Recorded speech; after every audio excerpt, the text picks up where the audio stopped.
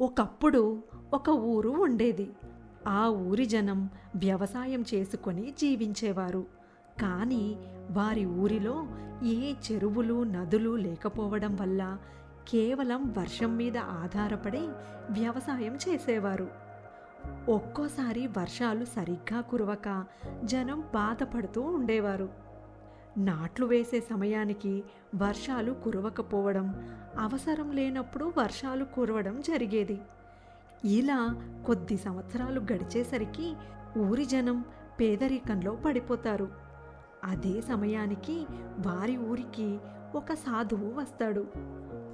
ఊరి జనమంతా సాధువు వద్దకు వెళ్ళి, స్వామి, వ్యవసాయం చేసుకొని జీవించే మాకు సమయానికి వర్షాలు కురవక నానా అగచాట్లు పడుతున్నాము. ఊరి జనం వద్ద తిండి గింజలు లేవు, కొనడానికి ఒక్క పైసా కూడా లేదు. మాకు ధనం ప్రసాదించి మమ్మల్ని ఈ కష్టాల నుండి మీరే గట్టెక్కించాలి అని అందరూ వేడుకుంటారు. అప్పుడు సాధువు, మీకు ధనం నేను ఇవ్వడం ఎందుకు? మీ తాతలు ఆ ధనం ముందే సంపాదించి మీకోసం ఊరి చివర పాతిపెట్టారు.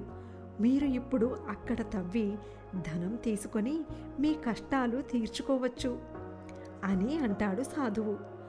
సాధువు చెప్పిన మాటలతో చాలా సంతోషపడిన ఊరి జనం, మన తాతలు దాచిన బంగారం దొరికిందంటే మనం ధనవంతులం అయిపోవచ్చు అని అనుకొని అందరూ కలిసి ఊరి చివర తవ్వడం మొదలు పెడతారు. కొంత తవ్వాక సాధువు చూసి ఇంకొంచెం తవ్వాలి అని అంటాడు. జనం ఇంకా తవ్వుతారు. సాధువు ఇంకా ఎక్కువ తవ్వమని చెబుతాడు. జనం ఇంకా తవ్వుతారు. ఎంత తవ్వినా బంగారం మాత్రం ఎక్కడా కనిపించదు. తరువాత సాధువు ఇంకా తవ్వింది చాలు అని అంటాడు. అప్పుడు జనం, ఇంత కష్టపడి తవ్వినా కూడా మా తాతలు దాచిన బంగారం దొరకనే లేదు స్వామి అని అంటారు ఊరి జనం.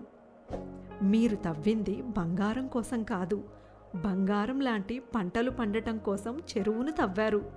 ఇప్పుడు వర్షాలు ఎప్పుడు కురిసినా ఇందులో నీరు నిల్వ ఉంటుంది.